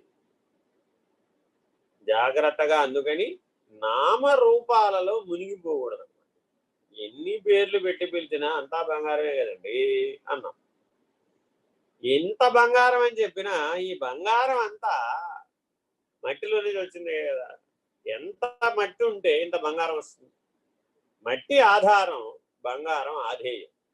బంగారం ఆధారం, ఆభరణం ఆధేయం. ఆధార ఆధేయ విమర్శ చేస్తున్నాడు అనమాట. హాటకే కటకాధివత్తులో ఇది వేదాంతంలో ఈ ఆధార ఆధేయ విమర్శ చాలా ముఖ్యమైనటువంటిది. స్వరూప జ్ఞానానికి ఆధార ఆధేయ విమర్శ చాలా ముఖ్యమైనటువంటిది. అతీత నిర్ణయానికి ఆధార ఆధేయ విమర్శ చాలా చాలా ముఖ్యమైనది. Very very important. గాఢ నిద్రావస్థలో చేయాలంటే పైగా ఇది ఎక్కడ స్ఫురించాలంటే ఈ ఆధార ఆధేయ విమర్శ గాఢ నిద్రావస్థలో ఉన్నటువంటి సాక్షి స్థానంలో స్ఫురించాలి. వాడు మేల్కొంటాడు తురియల్లో. ఇదేదో మెలకువలో కాసేపు ఏదో వస్తు సముచ్చయాన్ని చూసి ఆధారమా ఆధేయమా అని తత్కాలవద్దు చేసేటటువంటి ఆట కాదు. నీలో ఎంతగా జీర్ణం అవ్వాలయ్యా అంటే, ఎంతగా సహజం అవ్వాలయ్యా అంటే, ఇది ఆధారమా ఆధేయమా. పిల్లలందరికీ చెప్తాం, నాయన తల్లిదండ్రికి నమస్కారం పెట్టండి. ఎందుకు? వాళ్ళు జగజ్జనని జగత్పిత వాళ్లకు ప్రతీకలు. వీళ్ళు కనబడుతుంది ఇక్కడ, వీళ్ళు నామరూపాలతోనే కనబడుతున్నారు. కానీ సచ్చిదానందమైనటువంటి పార్వతీ పరమేశ్వరులకు వీళ్ళు ప్రతీకలు, వీళ్ళు నామరూపాలు. ఇప్పుడు తల్లిదండ్రులకు దండం పెడుతున్నావా అంటే, కాదయ్యా బాబు, నువ్వు పార్వతీ పరమేశ్వరులకు దండం. పిల్లల్ని పెంచుతున్నావమ్మా అంటే, కాదు బాబు పిల్లల్ని పెంచడం లేదు, నేను గణపతిని సుబ్రహ్మణ్యుడిని పెంచుతున్నాను తల్లి. ఇప్పుడు ఆవిడ పార్వతి జగజ్జనని. మీరంతా నా బిడ్డలే నాన్న, నేనే మిమ్మల్ని ఇక్కడికి పంపించాను ఉండటానికి, మళ్ళా నాలోనే కలిపేసుకుంటాను అన్నది జిల్లేలమ్ముడ. రెండే మాట. సచ్చిదానందంలో నుంచి నామరూపాలు వ్యక్తమైనవి, మళ్ళా సచ్చిదానందంలో కలిసి.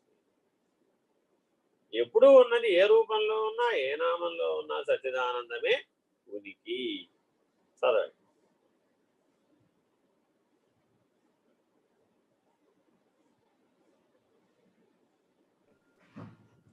సరే. అస్థి బాతి ప్రియమైన సచ్చిదానంద స్వరూపము సర్వవ్యాపకము. నామరూపములు పరిమిత మనుగడను సాగించును. అంతే. నామరూపములు ఆదేయమై ఉండ అస్థి బాతి ప్రియము ఆధార స్వరూపమై ఉన్నది. అది నీ స్వరూపం అనేది ఆధారం. నామరూపాలు అశాశ్వతం, అనిత్యం, ఆధేయం. ఆధార వస్తువు సత్యము, అంతే. ఆధేయ వస్తువు ఆరోపించబడినది కాన అసత్యము. ఆరోపించబడినది, ఇది బాగా గుర్తుపెట్టుకోవాలండి. వేదాంతం మొత్తం అంతా కూడా కనబడేటటువంటి అతీత లక్షణం వరకు మనం నిర్ణయం అయ్యేంత వరకు, స్వరూప జ్ఞానం నిర్ణయం అయ్యేంత వరకు కూడా ఒకే ఒక లక్షణం కనబడుతుంది, అధ్యారోపము అంటారు. అధ్యారోపము, అధిష్టానము, ఆరోపము. ఒకటి అధిష్టానంగా ఉంటుంది, ఒకటి ఆరోపించబడుతూ. ఉదాహరణకి మనం ఏ పిండికి మనం పంచదారను కలిపినా ఆ పిండికి పంచదార లక్షణం వచ్చేస్తుంది. అప్పుడు అవన్నీ ఏమిటాయా అంటే స్వీట్లే. స్వీట్ షాప్కి వెళ్ళామనుకోండి, ఏం చేస్తాడు? ఇది మైసూర్ పాక్ అండి, ఇది జిలేబీ అండి, ఇది లడ్డు అండి, ఇది జాంగ్రీ అండి, ఇది కలాకండ్ అండి, ఇలా ఏవో పేర్లు చెప్తారు. వాటన్నింటిలో ఏమిటి మారిందంటే వాటికి కలిపినటువంటి పిండి మారింది. ఒకటి బియ్య పిండి, ఒకటి మినప్పిండి, ఒకటి శనగపిండి, ఒకటి ఇంకో పిండి, మైదా పిండి, ఇట్లా ఏవో రకరకాల పిండ్లకి సామాన్య వస్తువుగా అధిష్టానంగా కలపబడినటువంటి అన్నిటికీ ఒకే లక్షణాన్ని ఇస్తున్నటువంటి, ఒకే స్వరూప జ్ఞానాన్ని ఇస్తున్నటువంటి, ఒకే స్వస్థితిని ఇస్తున్నటువంటి వస్తువు మధురం. మరి ఇప్పుడు ఇవన్నీ స్వీట్లేనండి అను, ఇవన్నీ స్వీట్లేనాయన, ఇవన్నీ స్వీట్లే అంటే మరి అన్నీ స్వీట్లే కదండి, ఇంతసేపు చెప్తాం ఏంటండి అంటే, లేదే బాబు ఇవన్నీ ప్రత్యేకం, ఒక్కొక్కటే ఒక్కొక్క రకంగా తయారైంది, ఒక్కొక్క దానికి ఒక్కొక్క పరిజ్ఞానం ఉండాలి. ఏమాత్రం తేడా వచ్చినా ఆ వస్తువు తయారు కాదు అని ప్రత్యేక వస్తు ప్రపంచం తయారైపోయింది. ఇప్పుడు మళ్ళీ ఆహార ప్రపంచం, పెద్ద ప్రపంచం తయారైపోయింది. అసలే ఉన్న ప్రపంచాలు ఎక్కువైపోయినాయి రా బాబు అంటే ఫుడ్ వరల్డ్ ఎక్కువైపోయింది. ఎంత ఫుడ్ వరల్డ్ ఎక్కువైపోయింది అంటే లోకో భిన్న రుచి, ఎంతమంది ఉంటే అన్ని రకాలుగా తయారైంది. 800 కోట్ల మంది మానవులు ఉంటే 800 కోట్ల ఆహార శైలులు వాళ్ళకి అనమాట. ఇదంతా ఏమిటయా బాబు? ఇదంతా ఆధేయము, ఆశ్రయము, అనిత్యము, అబద్ధం. స్ట్రైట్గా ఒక మాటలో చెప్పాలన్నాం అనుకోండి, ఇదంతా అబద్ధమయ్యా బాబు. ఎందుకని? అధిష్టానం ఒకటే, అన్నింటిలో స్వరూప జ్ఞానం ఒకటే, స్వాత్మ ఒకటే, సర్వసాక్షి ఒకటే, సర్వే సర్వత్రా వ్యాపకమై ఉన్నటువంటి లక్షణం ఒకటే, అది సచ్చిదానం. ఇంకా భిన్నంగా అంటావా? భిన్నం అంతా నామరూపం, తీసి పక్కకు పెట్టు, అది ఆరోపితం. మధురమనేటటువంటి అధిష్టానం మీద ఆరోపించావు. పిల్లలు తల్లిని ప్రతిరోజు ప్రశ్న వేస్తూ ఉంటారు. పాపం తల్లికి ప్రతిరోజు పరీక్ష. ఏంటమ్మా వాట్ ఈస్ టుడే స్పెషల్ అంటారు. పిల్లల్ని మెప్పించాలి, భర్త గారిని మెప్పించాలి, ఇంట్లో పెద్దవాళ్ళు ఉంటే వాళ్ళని మెప్పించాలి. అందరికీ భిన్న భిన్న రుచులు ఉంటాయి, అందరికీ భిన్న భిన్న ఆశలు ఉంటాయి, భిన్న భిన్న ఆకర్షణలు ఉంటాయి, ఆసక్తులు ఉంటాయి. కానీ ఆవిడ వంటలు అవన్నీ ఫుల్ఫిల్ చేసేయాలి. ఇవాళ ఆకుకూర పప్పునైనా అంటుంది, ఆకుకూర పప్పు అంటుంది, పాలకూర పప్పు అంటుంది, మళ్ళా మర్నాడు తోటకూర పప్పు అంటుంది, ఆ మర్నాడు మెంతికూర పప్పు అంటుంది, ఆ మర్నాడు పుల్లకూర చుక్కకూర పప్పు అంటుంది, ఇంకో రోజు గోంగూర పప్పు అంటుంది. అన్నీ ఆకుకూరలే, 7 రోజులు ఆకుకూరలే. కానీ 7 రోజులు నిన్నుండింది వాళ్ళు వండలేదా నేను అంటుంది. ఓ రోజు పులిహార, ఓ రోజు దద్దోజనం, ఓ రోజు పరమాన్నం, ఓ రోజు మరోటి. ఏదైనా అధిష్టానం ఏమిటంటే అన్నమే. కానీ నామరూపాత్మకంగా అడిగినప్పుడు మాత్రం ఏం చెప్పింది? నిన్న ఉండింది వాడు వండలేదు. ఇలా పిల్లల పద్ధతి, పిల్లలాటల పద్ధతి ఆధేయము, ఆశ్రయము, అనేకత్వము, అబద్ధం. అతీతం తెలిస్తే, ఇక అధిష్టానం తెలిసిందనుకో అప్పుడు అతీతం. సర్వకారణమీశ్వరం నిటలాంతరాళ విహారకం. చదవండి. పరమాత్మ సత్యము, ప్రపంచము అసత్యము. ఆరోపించబడిన జగత్తు కల్పితము. ఆధారమైన బ్రహ్మము నిర్వికల్పము, నిరంజనము. Very important. బ్రహ్మము యొక్క లక్షణం ఏంటంటే నిర్వికల్పం, నిరంజనం. ఏ సంకల్ప వికల్పాలకు అది దిగి రావడం లేదు, ఏ సుఖ దుఃఖాలకు అది పరిణమించడం లేదు. నిరంజనం, నిర్మలం. నిర్వికల్పము, నిరంజనము ఏదో అదే నిర్మలం కూడా. సరే, ఉన్నదంతయు ఒక్కటే అనునది ఉపనిషద్ ఋషుల విశిష్ట సందేశం. అది ఉన్నదంతయు ఒక్కటే, ఏకమేవా అద్వితీయం బ్రహ్మ. ఇది కేవలం జిడ్డు సిద్ధాంతము కాక గడ్డు జీవితమును తెడ్డు వేసి నడిపించు అనుభవ సిద్ధాంతమై ఉన్నది. అది ఏదో ఇది చాలా మంది ఏమనుకుంటారంటే ఈ తత్వజ్ఞానం ఏమో అంట పట్టదండి, ఎవరికి అందుతుందండి ఈ తత్వం అంటూ ఉంటారు. నీరసం మాటలు అన్నమాట. అంటే ఎవరైతే ప్రయత్నశీలురు కారో, ఎవరైతే విరామం లేకుండా ప్రయత్నించేటటువంటి అలవాటు లేదు, తత్కాలవత్ కాసేపు మాత్రమే చేస్తాడనమాట. ఏది చేసినా కాసేపే చేస్తాడంతే, వాడికి నిలకడ ఉండదు. అలాంటి వాళ్ళందరూ కూడా ఈ తత్వం వంటపడదండి, ఎంతో మహానుభావులు అయితే గాని, మహర్షులు అయితే గాని అంటూ ఉంటారు. కానీ నిజానికి స్వానుభవైక వేద్యం, జగత్ రూపంలోని కలిగిస్తున్నటువంటి స్వానుభవం అంతా కూడా లక్షణ రీత్యా బ్రహ్మకి అయి ఉన్నది. సచ్చిదానంద లక్షణమును గుర్తుపట్టగలిగేటటువంటి బుద్ధి వికాసాన్ని గనక, చైతన్య వికాసాన్ని గనక నువ్వు పొందినట్లయితే సర్వే సర్వత్రా సర్వకాల సర్వావస్థల యందును సర్వాత్మకుడై సర్వసాక్షి అయి ఉన్నటువంటిది బ్రహ్మమే. జీవించి ఉండగానే అనుభవించదగిన అపూర్వ అనుభూతి అయి ఉన్నది. వెరీ వెరీ ఇంపార్టెంట్ అండి, అండర్లైన్ 100 times. ఈ ఒక్క స్టేట్మెంట్ మీదనే అద్వైతం ఉంది. ఈ బ్రహ్మానుభవాన్ని నేను శరీరం వదిలేసిన తర్వాత పొందుతాను, నాట్ పాసిబుల్. శరీరం పొందక ముందు పొందుతాను, పోనీ నాట్ పాసిబుల్. మానవ శరీరం ఉండగానే బ్రహ్మానుభవాన్ని పొందాలి. Very very very very important. మానవ జీవితంలో ప్రతి క్షణం మానవుడు అనుక్షణం ఈ బ్రహ్మానుభవాన్ని గుర్తించడం కొరకే వెచ్చించాలి. ఎక్స్పెండిచర్ అన్నమాట. డబ్బులు ఖర్చు ఏడుస్తున్నాడు మానవుడు, కానీ కాలం ఖర్చు అయిపోతుంది.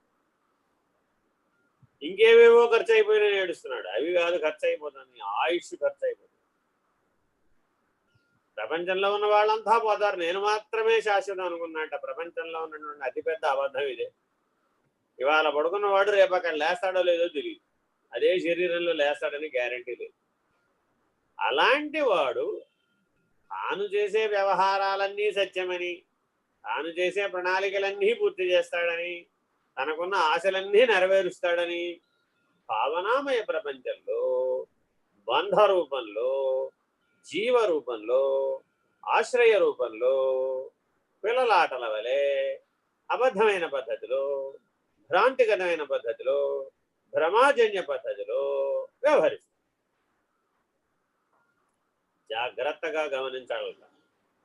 ఈ జీవ శరీరాన్ని, ఈ మానవోపాధిని ఎవరైతే బ్రహ్మనిష్టకు, బ్రహ్మమును గుర్తుపట్టుటకు మాత్రమే ఆ లక్ష్యంలో ఉంటాడో వాడు బ్రహ్మమే అయి ఉన్నాడు. ఏది గుర్తిస్తే అదే అవుతాడు వాడంతే. ఏ లక్షణంతో అతనుంటే అదే అయి ఉన్నాడంతే, వేరే అయ్యే అవకాశం లేదు. జాగ్రత్తగా ఈ అంశాన్ని శరీరంలో ఉండగానే బ్రహ్మానుభవమును పొందవలను. ఇది సర్వ మానవులకు లక్ష్యమై ఉన్నది. చదవండి. ఆధునిక విజ్ఞాన శాస్త్ర పరిధిలో జరిగిన ప్రయోగములు, తద్వారా అరుదించిన నిర్ణయములు ఈ సనాతన ఆర్ష సిద్ధాంతమును బలపరుచు శక్తివంతమైన ఆయుధములై నిలిచినవి. ఆధునిక విజ్ఞానం అంతా కూడా అధ్యాత్మ జ్ఞానాన్ని అనుసరించే లక్షణాలను నిరూపిస్తుంది. ప్రముఖ విజ్ఞాన శాస్త్రవేత్త అయిన ఐన్స్టైన్ నాకు గోచరించు విశ్వము, the universe as I see it అది అనే గ్రంథములో నేను చూసిన పద్ధతిగా ఎలా ఉందో చెప్తున్నాడు ఆయన. ఆ గ్రంథములో ఇలా వ్రాసారు. ఈ తర్వాత కొంత ఇంగ్లీష్ లో రాసి దాని ట్రాన్స్లేషన్ తెలుగులో రాశారండి. అనుభవాత్మక ప్రపంచములో తనను తాను ప్రదర్శించుకొను ఒక పరిశుద్ధమైన మనస్సులో గాఢమైన భావనతో బద్ధమైన విశ్వాసము. ఈ అక్కడ ఉన్నదేమో ఒకటి, గాఢమైన భావనేమో ఒకటి చేశాడు, దానితో బంధితమయ్యాడు, అనుభవం వేరేది పొందాను అనుకున్నాడు, స్వీయ పరిజ్ఞానాన్ని కోల్పోయాడు. ఈ దృఢ విశ్వాసము నా భగవదావగాహనను సూచిస్తుంది. అది స్వరూప జ్ఞాన లక్షణంతో చూసినప్పుడు ఈ మొత్తం అంతా కూడా ఒకటే అయి ఉన్నది, అది భగవంతుడే అయ్యి. దీనిని మామూలు మాటల్లో చెప్పాలంటే వైశ్వదేవ మతం అనవచ్చు. ప్రతిరోజు గృహిణి తన యొక్క కుటుంబం కొరకు ఒక యజ్ఞం చేస్తుంది. ఆ యజ్ఞం పేరు వైశ్వదేవ యజ్ఞం. విశ్వంలో ఉన్నటువంటి దేవతలందరినీ సంతృప్తి పరిచేటటువంటి యజ్ఞం కాబట్టి దానికి వైశ్వదేవ యజ్ఞం అని పేరు. దేవతలందరూ కూడా ఆయా ఇంద్రియములను ఆశ్రయించి అధిష్టానములుగా ఉన్నారు. దేవతలను ఆశ్రయించి ఇంద్రియములు ఉన్నాయా, ఇంద్రియములను ఆశ్రయించి దేవతలు ఉన్నారా? ఇది ప్రశ్న. ఉదాహరణ చూద్దాం. చక్షో సూర్యో అజాయత చంద్రమా మనసో జాత అనేది ఉందనుకోండి. దాంట్లో వాచ్యార్థం ఏమని చూపిస్తుంది? చంద్రుని వలన మనసు పుట్టింది, సూర్యుని వలన చక్షువులు పుట్టినయి అనే వాచ్యార్థం గోచరిస్తుంది. కానీ వాస్తవానికి వాచ్యార్థం అలా తీసుకోకూడదు, లక్ష్యార్థాన్ని స్వీకరించాలి. అంటే సకల జీవరాశి యొక్క మనస్సుల మీద ప్రభావం చూపగలిగేటటువంటి శక్తివంతుడు చంద్రుడు. సకల జీవుల యొక్క చక్షువుల మీద ప్రభావితం అయ్యేటటువంటి వాడు, జ్ఞానం మీద ప్రభావితం అయ్యేటువంటి వాడు సూర్యుడు. జాత అంటే అర్థం రెండు లక్షణాలు ఉన్నాయి. వస్తుగతంగా చూస్తే దాంట్లో ఇది పుట్టిందనే వాచ్యార్థాన్ని ఇస్తుంది. కానీ లక్ష్యార్థంగా చూస్తే దీని యొక్క అధిష్టానం అదని చూపిస్తుంది. అధిష్టానం అంటే అర్థం జ్ఞానం.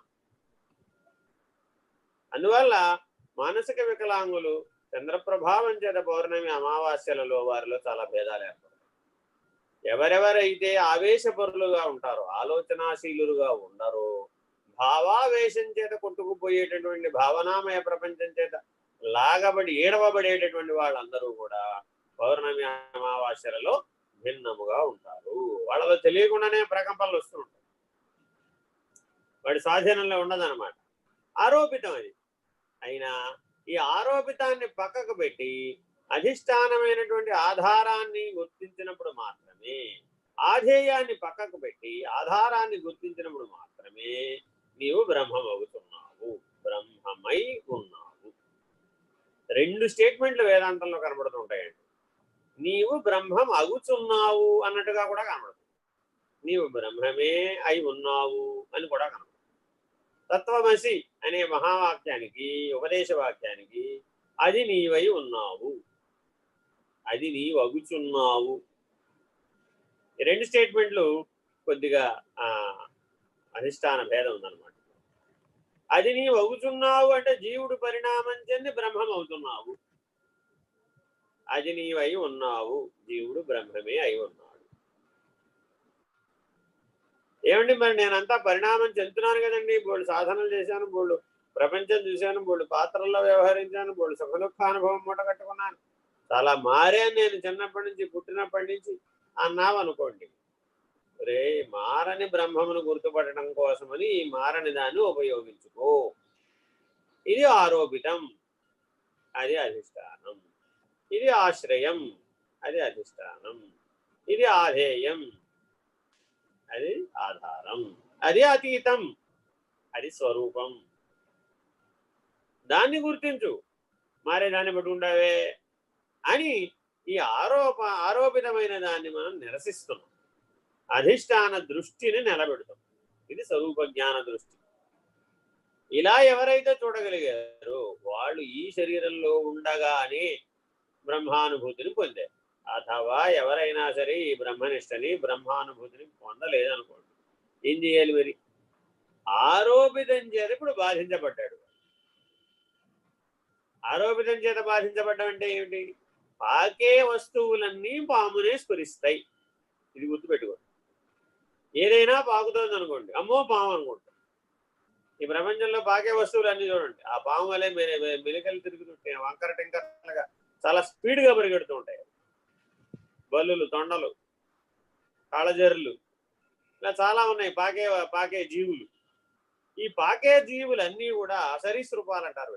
ఈ పాకే జీవులన్నీ కూడా బాగా వేగంగా పెరుగుతూ ఉంటాయి. మానవుడి కాళ్ళ మించి బల్లి వెళుతుంది, కానీ భావనామయ ప్రపంచంలో మృత్యుభీతి పాముతో ముడిపడు. వెంటనే ఆ మృత్యుభీతి అనే భావనామయ ప్రపంచానికి తగులుకొని నిజంగా పామే కాళ్ళ మించి వెళ్ళిందని భయపడిపోయి ఏ తత్క్షణమే గుండె ఆగిపోయినంత పరిస్థితి వస్తుంది. ఇది ఆరోపితం వల్ల జరిగినటువంటి ప్రమాదం.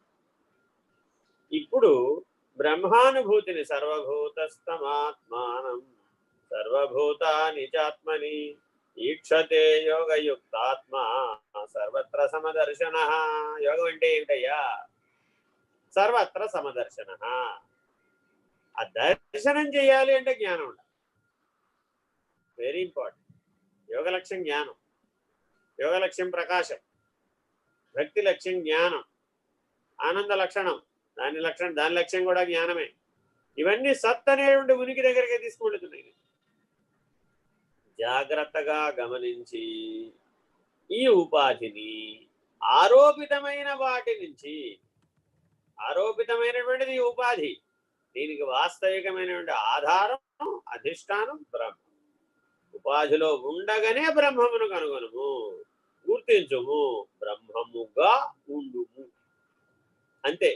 బ్రహ్మమునకు వ్యవహారం లేదు, బ్రహ్మముగా ఉండాలంటే. సాక్షికి వ్యవహారం లేదు, సాక్షిగా ఉండాలంటే. అవస్థాత్రయ సాక్షి, పంచకోశ వ్యతిరిక్త, శరీరత్రయ విలక్షణ, దేహత్రయాతీత స ఆత్మా. చదవండి. ఐన్స్టైన్ కనుపరిచిన ఈ భావంనే నోబెల్ బహుమతి గ్రహీత వేవ్ మెకానిక్స్ ను కనిపెట్టిన మేధావి ష్రాడింగర్ వాట్ ఈజ్ లైఫ్ అనే తన గ్రంథంలో ధృవపరచడం జరిగింది. ప్రముఖ పాలియాంటాలజిస్ట్ ది మీనింగ్ ఆఫ్ ఎవల్యూషన్ అనే తన గ్రంథంలో ఈ క్రింది విధంగా తెలియజేశారు. జీవిత ఏకత్వము ప్రప్రథమమైన దివ్యోపదేశము. అది అన్ని జీవుల యందు ఉన్న దైవీ ఉనికి, దివ్యత్వం అనే ఉనికి, బ్రాహ్మీభూతమైనటువంటి ఉనికి ఏకమే అయి. అది అమీబా నుంచి మనిషి వరకు. జీవ పరిణామ సిద్ధాంతం అనేటటువంటి పెద్ద సిద్ధాంతం, అనువంశిక సిద్ధాంతం అనేటువంటి పెద్ద సిద్ధాంతం, ఇవన్నీ ఆధునిక విజ్ఞానంలో ఈ 2000 సంవత్సరాల లోపల వచ్చినాయి అని చెప్పి మానవుని యొక్క అభిప్రాయం. అంటే అంతకుముందు లేడా? జీవులు లేరా? ఈశ్వరుడు లేడా? అంతకుముందు పరిణామం లేదా? వాళ్ళేదో మనం పరిమితమైన దృక్పథాలతో నిర్వచించే ప్రయత్నం చేస్తున్నాం అంతవరకే. ఈ కళ్ళజోడికి, ఈ దృష్టికి ఈ రకంగా కనబడింది అంతే. దానికి ఉదాహరణ చెప్తాను. గులాబీ తెల్లగా ఉంటుందా ఎర్రగా ఉంటుందా అంటే తెల్లగాను ఉంటుంది, ఎర్రగాను ఉంటుంది. అది ఎర్రగా ఎందుకు కనబడింది, తెల్లగా ఎందుకు కనబడింది అంటే సప్తవర్ణ శోభితమైన ప్రకాశంలో అన్ని రంగులు శోషించినాయి అనుకున్నప్పుడు తెల్లగా కనబడింది. ఎర్ర రంగు శోషించలేదు కాబట్టి అది ఎర్రగా కనబడింది. పచ్చ రంగు శోషించకపోతే పచ్చగా కనబడింది. వస్తువు ఒకటే, వర్ణద్రవ్యం.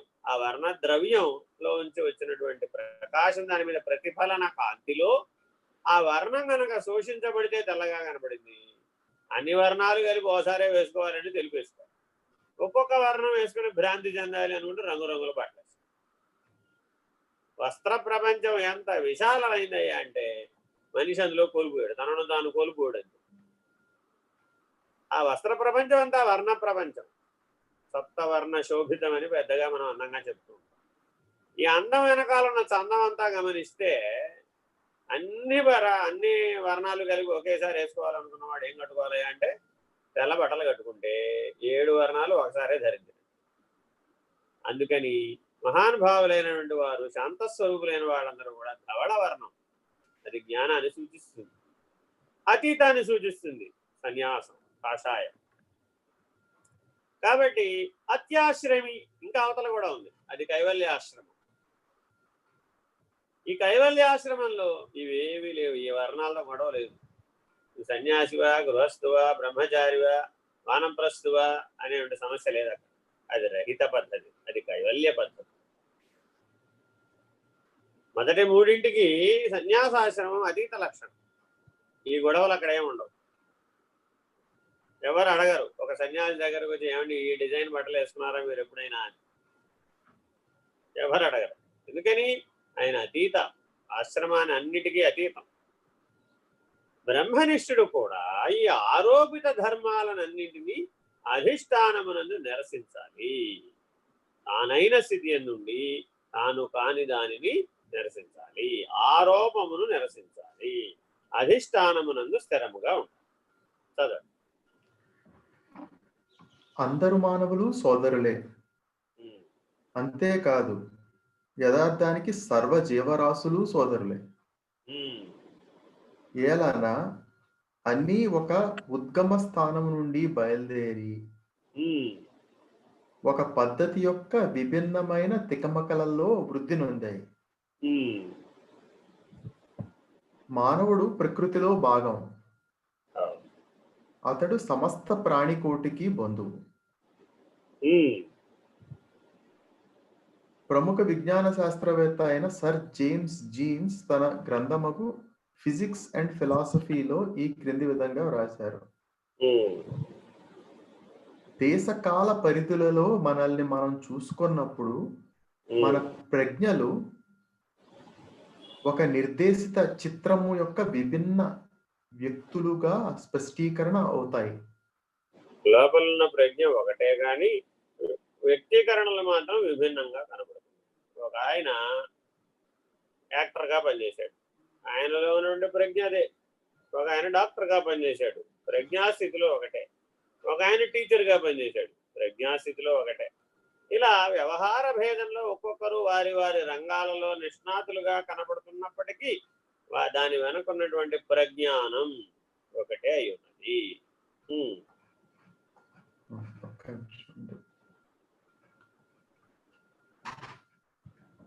కానీ మనం దేశ కాలాలను దాటిపోయినప్పుడు అవి ఏకైక అఖండ జీవ ప్రవాహంలోని అంశాలుగా గోచరమవుతాయి.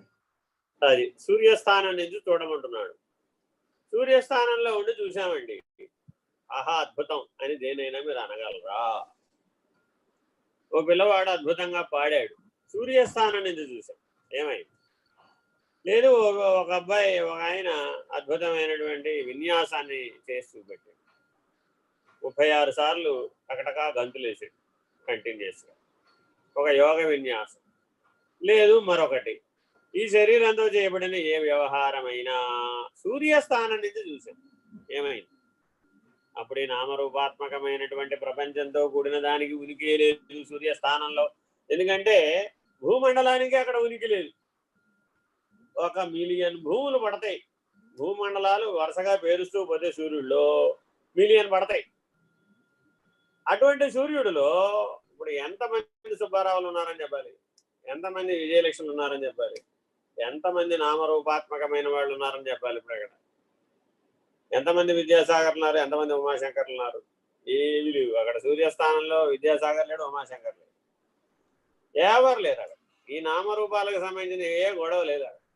అది కేవలం అధిష్టానం. అలాగే ఒకే ప్రజ్ఞానం, ప్రజ్ఞ ఎప్పుడూ ఒక్కటే, కానీ వ్యవహార భేదం చేత నామరూపాలతో పిలువబడుతుంది. కాబట్టి ఈ నామరూపాలలో చిక్కుకోవద్దు. ఇదే బంధ కారణము, బంధహేతువు కూడా. తెలిసి విడిస్తే ఉన్నది బ్రహ్మమే. హరి ఓం. శ్రీ గురుభ్యో నమః.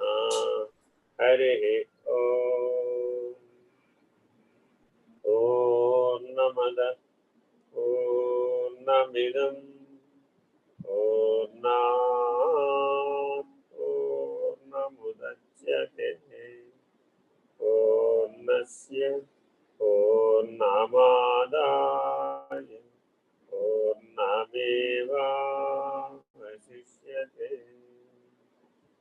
ఓం తత్సత్.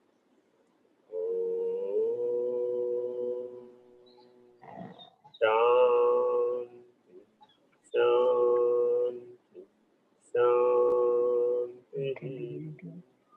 హరి ఓం.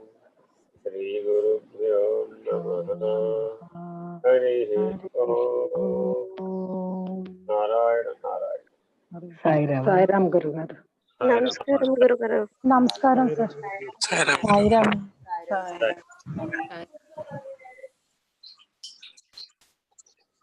సాయిరామ్.